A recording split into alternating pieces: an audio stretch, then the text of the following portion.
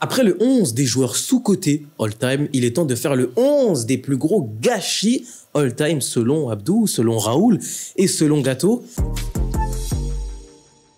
Cette fois-ci, pour aller un peu plus vite, on va faire gardien, la ligne défensive, la ligne du milieu et la ligne de l'attaque. Voilà. Okay. Abdou, qui est ton gardien? Mon gardien, c'est le regretté Robert Enke, qui était un gardien allemand des années 2000, passé notamment par le FC Barcelone. Un gardien qui était de très très bonne facture, qui était considéré comme l'après Oliver Kahn, mais qui, voilà, après un passage raté du côté du FC Barcelone, a connu un épisode de dépression qui lui a coûté cher. Malheureusement, il s'est suicidé, il faut le dire. Je sais pas si ça passera dans l'algo YouTube, mais bon, il faut dire ce qui est. Et ouais, c'était un gardien plein de promesses, très très fort sur sa ligne, techniquement pas maladroit du tout, pas maladroit du coup, pardon. Et ouais, c'est mon gros gâchis parce que je pense qu'on aurait pu en avoir davantage de lui s'il n'avait pas connu justement cette dépression-là. Et voilà, c'est aussi mon moyen de passer un petit message. Voilà les gars, si vous vous sentez pas bien, parlez. Ça peut faire du bien. Parlez à vos gars sûrs, à votre famille, n'importe qui. Et il faut pas que ça macère non plus dans vos têtes. Il faut que ça sorte, sinon il peut y avoir des choses mauvaises comme avec lui, malheureusement. Un très très beau message. N'hésitez pas à parler si vous avez besoin. Il y a des numéros de téléphone qui sont faits pour ça. Raoul, qui est ton gâchis au goal? Alphonse Areola. Grosse déception parce que en vrai on le voyait lui comme le futur grand goal du PSG, même de l'équipe de France. Ah bah sa Coupe du Monde espoir. Ouais, effectivement il y avait des choses. Malheureusement moi après il est pas totalement responsable aussi. Sa gestion par Thomas Tuchel, même par Unai Emery a été désastreuse. Et puis après ces nombreux prêts, après je crois le premier était à Villarreal et Bastia, Villarreal. Mais après ça c'était après ça le troisième prêt c'était compliqué, donc à partir de là c'était un peu la dégringolade. Même à West Ham ça n'a jamais été fameux, donc voilà, grosse déception pour moi. Gato. Mention honorable à Kepa Arrizabalaga, parce qu'en fin de compte, même si il a gagné la Ligue des Champions avec Chelsea, c'est toujours en second gardien. Je vais aller vers le Paris Saint-Germain, ainsi que le Sénégal en parlant de Moridio. Parce que je l'ai vu en jeune, moi je suis des Yvelines, et j'ai vu en jeune, c'est un gardien qui avait un coup de pied exceptionnel, très grand, très bon sur sa ligne. J'attends encore de lui, j'espère qu'il va pouvoir venir en sélection sénégalaise et au moins jouer. Là, clairement, actuellement. Je ne sais même plus où est-ce qu'il est, parce qu'en fin de compte, il a fait de très bonnes choses à Clermont. Ils sont maintenus la première saison et malheureusement, ils sont inclinés. Ils sont descendus. Mais voilà, c'est lui mon gardien et j'ai encore espoir en lui. Mais pour le moment, c'est un gâchis parce qu'il m'a montré tellement de choses. C'est une affaire de tweet. Donc sur Twitter à l'époque, je crois que c'était en 2016. Et donc, du coup, ils n'ont pas prolongé son contrat et il a dû s'en sortir autrement. Abdou, c'est quoi la compo d'abord? Moi, c'est un 3-3-4. Mais je vous préviens d'avance, j'ai fait du Carlo Ancelotti, j'ai bricolé. Hein. Quelle est la défense à 3? Ma défense à 3, déjà, il n'y a qu'un défenseur de métier, c'est Ledley King. Okay. On en a parlé dans le 11, notamment des joueurs sous-côté.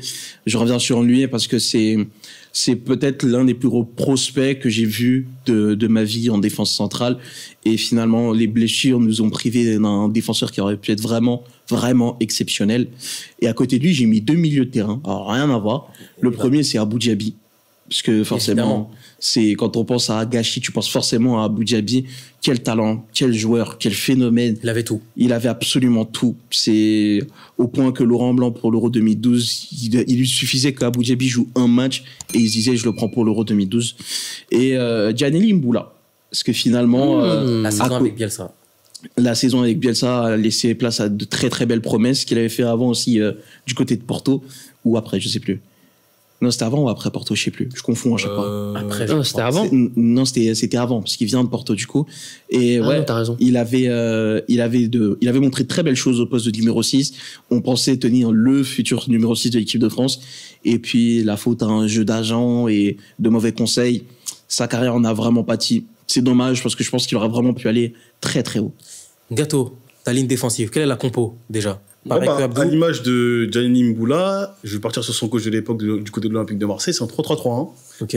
À l'image de Bielsa. Ma défense, encore sur le Sénégal, c'est Youssouf Sabaly. Ouais. Mention honorable quand même à Raphaël qui s'est perdu du côté de Lyon, c'était un peu étrange après Manchester United, mais Youssouf Sabaly, c'est pour moi le défenseur qui devait incarner la défense en Afrique. Aujourd'hui, qui est incarné par Hakimi, je pense que Youssouf Sabaly pouvait le faire. J'aurais vu dans un meilleur club, on avait vu du côté des Girondins de Bordeaux, super pied droit, bonne qualité de centre, super rapide, les blessures l'ont tué. Aujourd'hui, il se retrouve au Betis Séville, enfin, c'est dommage, j'aurais vu dans un plus gros club, et j'aurais aimé qu'il aille gagner un titre de champion dans un pays. Le titre de champion d'Afrique, je suis même pas sûr qu'il était là, je ne sais plus, je sais qu'il a participé à la Coupe du Monde, mais j'aurais vraiment aimé voir ce joueur plus haut. Après, je parle de ma défense du côté de la gauche, donc je parle de Fabio, qui était à Manchester United, qui a été une promesse. Son frère jumeau. Mais il a totalement disparu, au contraire de Raphaël. Je ne sais plus où il est. Après Manchester United, voilà. C'était la paire Raphaël Fabio, ça tenait. T'es champion avec ça à un moment. Enfin, c'était pas forcément les titulaires, mais voilà. Et il est encore en activité. Issu du centre de formation du Paris Saint-Germain, je pensais qu'on pouvait voir des très belles choses. Je crois qu'on a le même. Je parle de Tanguy Niangsu. Les choix. C'est les choix. Donc, super promesse. Qui faisait la paire avec Thiago Silva. Il avait marqué face à Amiens dans un superbe match 4-4. Ouais, très très bon match. En 2019. Un très bon Amiens de l'époque aussi. C'est Christophe Pellissier qui les avait fait monter avec comment il s'appelle, Tanguy Koulibaly, qui les avait fait monter, puis après lui il est reparti du côté de Lyon, mais c'était très bien. Mais ouais, Niangsu était rentré pas mal de fois en Ligue des Champions, par exemple. Il a joué une vingtaine de matchs. Il a été très bon, très très bon, donc voilà, c'est ça ma défense aujourd'hui. Ta compo, Raoul, c'est laquelle? Moi, c'est une compo très offensive, donc je pars sur un 4-4-2. En vrai, je me suis fait un peu plaisir aussi sur les joueurs. Sur la défense, il n'y a qu'un seul central de métier. C'est le même, c'est Kouassi. Pareil, grosse déception. Je trouve que le choix de partir au Bayern est totalement illogique. Surtout, évidemment, vu la suite, mais même vu ce qui se passait déjà avec la fin de contrat de Thiago Silva. Et là, il y a 3 autres latéraux gauche. Donc, le premier, c'est Kurzawa. PSG, il est recruté à Monaco. Le latéral gauche de l'équipe de France. Il fait une bonne saison qui est correcte et la dégringolade, incompréhensible, franchement incompréhensible. On a parlé de l'hygiène de vie, mais au bout d'un moment, on a vu que finalement, il sortait même plus. Donc, qu'est-ce qui s'est passé? Vraiment, je comprends pas. L'autre, Benjamin Mendy, pour les raisons qu'on connaît tous, gros potentiel que je voyais pas forcément avant son arrivée, avant l'arrivée de Marcelo Bielsa à Marseille. Et quand il l'a dit, en fait, je pense qu'on a toutes ces séquences en mémoire quand il dit que Mendy, c'est un des futurs plus grands de ce métier, de ce poste. Je dis ok, on va faire attention. Puis Monaco, c'est exceptionnel et il y a quelques bons matchs à City, mais il y a la blessure. Et puis la suite, je vais pas revenir dessus. Et le troisième, je pense que ça va te faire plaisir, c'est Fabio Contrao, latéral gauche au Real Madrid. Il a fait une demi-bonne saison, je crois que c'est l'année de la décima, si je me trompe pas. Et il n'y a pas grand-chose d'autre à noter dans sa concurrence. Quand même, il y a eu sa saison 11-12 quand même, où il a bien concurrencé Marcelo. En fait, c'est vrai. Jusqu'à la décima, ça va à peu près dans l'ensemble. Mais c'est après où ça part un petit peu en autre boudin. Ouais. Et d'ailleurs, il joue aujourd'hui dans un club amateur. Donc vraiment une grosse dégringolade aussi pour sa carrière. Et je pense qu'il méritait mieux, au moins une meilleure carrière, on va dire. Personne n'a cité Serge Aurier. On aurait pu, mais en soi... Moi, je trouve qu'il s'en est bien tiré. Au vu de son départ, déjà, je n'imaginais pas peut-être arriver à ce niveau-là et être considéré comme le meilleur latéral droit d'Europe à un moment. Dans la discussion, le gâchis, évidemment, l'affaire Periscope, on va pas revenir dessus, mais je pourrais le mettre dans un gâchis PSG. Okay. Et pas un gâchis. Europe, je suis d'accord. Et puis, il s'en tire bien aussi en sélection. Il remporte la CAN aussi en étant... Deux fois la CAN. Et en étant capitaine sur la dernière. Donc, ouais. Ton milieu de terrain gâteau, avec les pistons et vu que c'est un tournant, non, les 3. Abou Dhabi, tu l'as cité, on connaît son potentiel, du côté d'Arsenal, même en Coupe du Monde 2010. Ouais. Un des seuls qui nageait un peu. Ouais, après son passage à Marseille, où malheureusement, il n'a pas pu faire grand-chose. J'ai 2 Niçois, pas mal de la Ligue 1. Cosiello. Jean-Michel Seri, parce que Jean-Michel J'ai hésité à le mettre. Son transfert avorté au Barça, ça l'a complètement tué. Ouais. Et c'est un mec qui est super fort. Ouais. De toute façon, Lucien Favre, le Nice de Lucien Favre. Voilà. Et Vincent Cosello. Moi, je connais l'amour que j'ai pour ce joueur-là. Il a complètement sombré. Il est parti en Allemagne. Il est carrément descendu en 2e division allemande. Après, il a essayé de se relancer du côté du Paris FC. Ça a toujours pas marché. Bon, le niveau qu'il avait du côté de l'Olympique Gymnastique de Nice, avec un milieu de terrain, lui, Jean-Michel Seri, ça tournait bien. Il était bien, petite taille. Il joue sur... C'est les petits, on va dire les petits Iniesta. Attention, toute proportion gardée. Mais ce genre de joueur-là, c'est ce qu'on avait du mal à avoir en France, parce qu'en France, on voulait toujours des milieux de terrain grands, costauds, pas forcément les plus techniques, mais plutôt beaucoup physiques. Rugueux. Lui, techniquement, c'était propre, et ça a mené à une bonne période de l'Olympique Gymnastique de Nice, si ce n'est la meilleure sur les 10 dernières années, parce qu'ils ne sont pas qualifiés en Ligue des Champions, mais c'était assez bien. Tu avais la séquence avec les Darius Vitanic en 2012, et tout ce qui est Jérémy Pied, Christian Brols. Et après, tu as eu la séquence où il y avait Balotelli. Après, il y a eu Ben Arfa. Il y a eu Didier Digard qui était capitaine à un moment. Alassane Plea. Il y avait ce Nice-là qui était une place importante en France et qui a pas mal gêné de personnes. La preuve, même sur la saison de 2016-2017 de l'AS Monaco, je crois qu'ils se prennent qu'un 4-0 là-bas, à l'époque. Donc...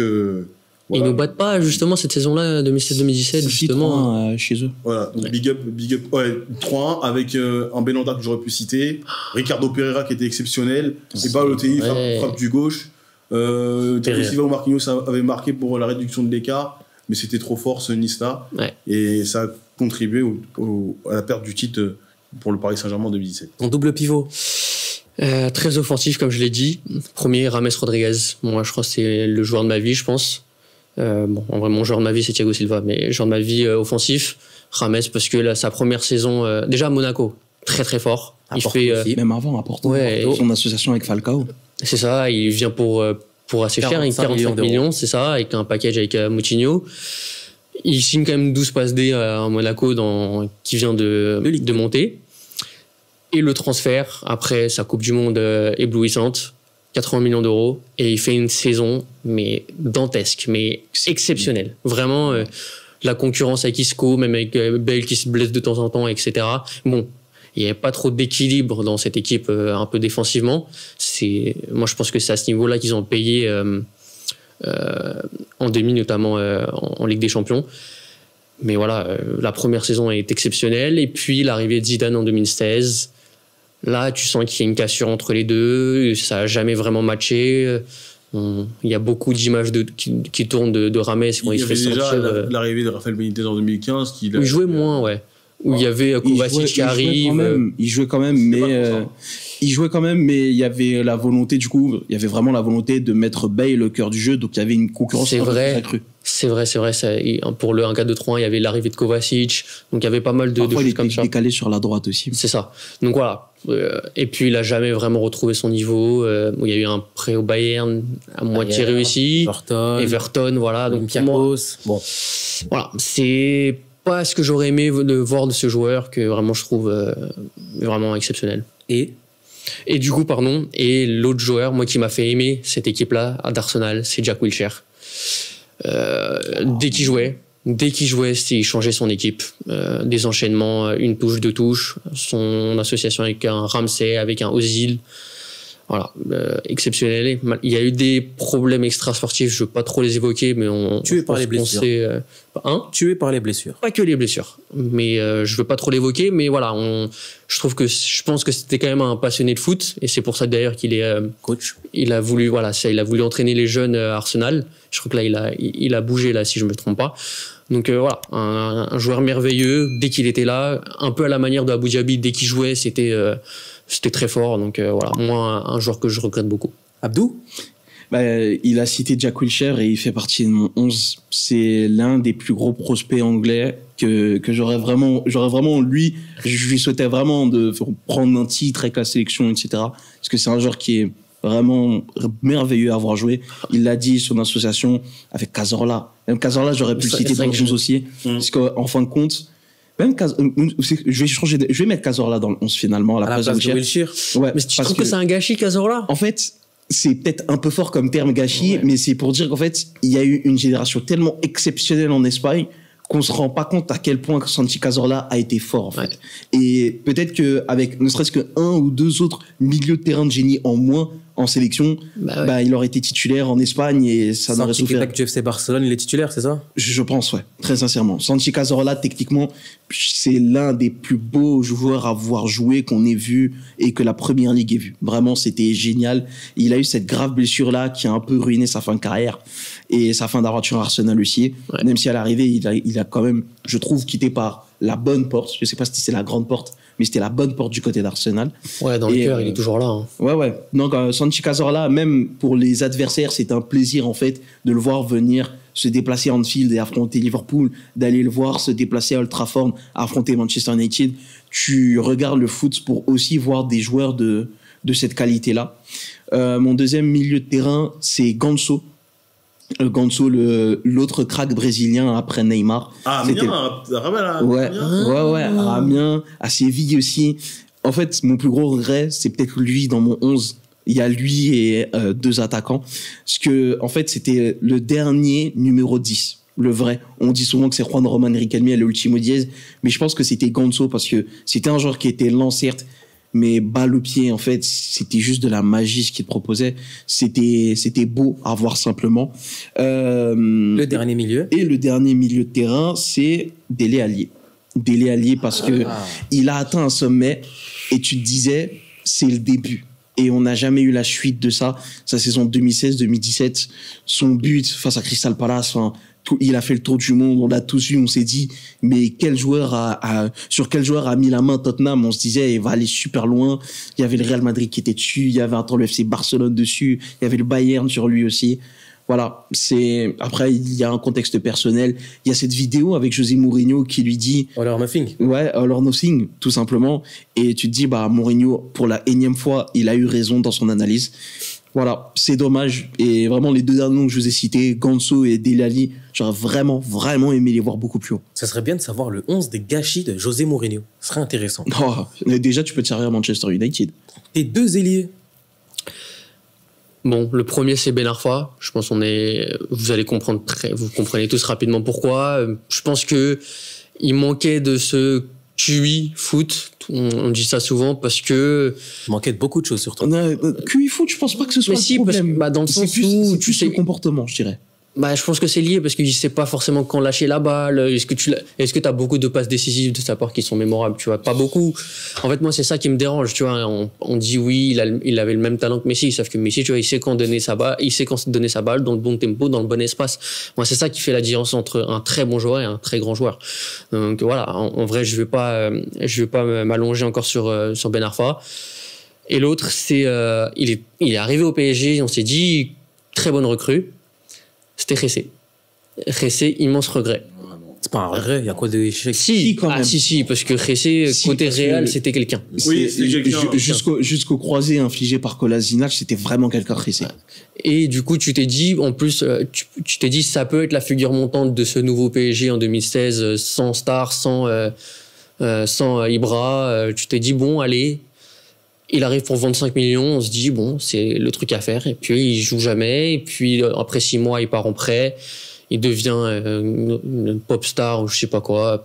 Il était déjà à votre arrivée. C'est bien qu'il continue à refaire ses clips de rap dans le jeu. Donc voilà, une grosse déception. Ok. Tes 3 offensifs au milieu. On entend 3-3-1. Ouais.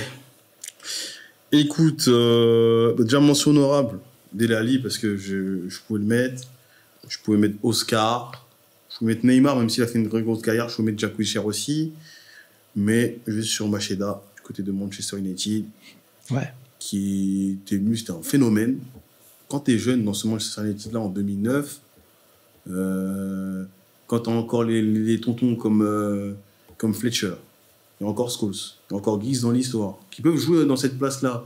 Devant, il y a Wayne Rooney. Wayne Rooney, à l'époque, tu pouvais le faire jouer 10 un peu partout. Derrière un attaquant, en pointe. Tu avais la recrue aussi de la venue de Berbatov aussi. Donc, s'imposer, jouer déjà dans ce Manchester United-là, et bien après une disparition. Si t'arrives, tu sais pas où il est. Le gars, c'est fini. Donc je suis triste un peu pour lui. Sur le côté mention honorable à Abdel Tarab. Mais j'irai comme sur. Je sais pas si c'est vraiment un gâchis. J'irai comme sur Ricardo Quaresma. Parce que franchement, dans les années 2000, tu connais son geste, son extérieur. Techniquement, c'était super propre. Mais en termes de carrière, une fois qu'il allait au Barça, c'était compliqué. C'était compliqué. Moi, je l'attendais bien plus haut.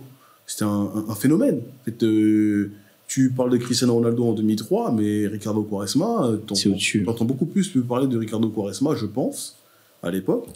Enfin, à l'époque, j'étais petit, donc je vais pas faire trop l'ancien non plus, mais j'attendais beaucoup plus de lui.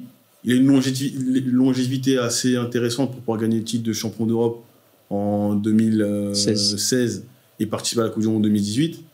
Mais sa carrière en soi, t'attendais bien plus. Et l'autre côté, j'irais sur Joaquin, parce que du côté de Valence, ça tenait, même là, avec le Betis, oui, c'est une légende là-bas. Ouais. Mais j'attendais plus de lui. J'attendais peut-être qu'il aille du côté du Real Madrid, qu'il aille au Barça, qu'il aille dans un Atlético. Non. L'Atlético, c'était pas le. Joaquin, c'est un joueur fin. C'est un joueur. Et de ce fait, moi, je voulais qu'il soit champion d'Espagne. Il n'a pas eu le prime de Valence. Mais je pensais qu'il allait aller dans un plus grand club que le Betis de l'époque ou Valence de l'époque. Donc voilà mes offensifs. Ok. Abdou, c'est 3 offensifs. Mais 4, du coup, c'est un 3-3-4. Eh bah, vas-y. Il y a 2 attaquants de l'Inter. C'est Adriano, forcément. Logique. Parce que c'était pour moi la relève de R9. C'était le profil le plus complet. Mine de rien, quand même, il a quand même incarné une certaine époque. Aujourd'hui, on s'en souvient encore, et là, on le cite aujourd'hui aussi. Ouais. C'est ça, tu vois. Il a le vidéo en soi. Plus PE6 qu'il a marqué les gens. Mais après aussi, en Serie A aussi, il y a eu des saisons vraiment abouties. Il y a eu son coup franc aussi à Santiago Bernabéu contre le Real Madrid, où il l'envoie à je sais pas combien de kilomètres/heure. Enfin voilà. Adriano, c'était un mélange de tout ce qu'on aime dans le foot. Technique, puissance, vitesse.